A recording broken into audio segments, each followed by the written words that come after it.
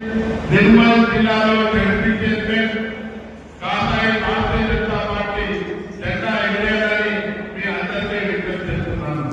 అదేవిధంగా municipality elections declare అయిపోయింది.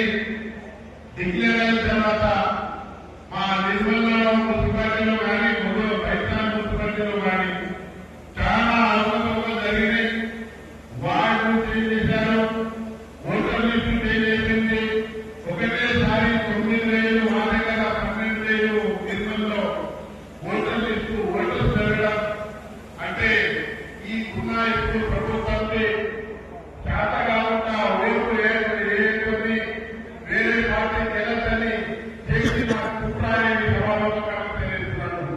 ఏమైనా నిర్మల్ అనుకోండి, ముఠాలు అనుకో, భాష బయట అనుకోండి, ఖానాపూర్ అనుకోండి, ఖచ్చితంగా భారతీయ జనతా పార్టీ చైర్మన్ చేస్తామని సభాముఖంగా మీకు అందరికీ తెలియజేస్తున్నాను.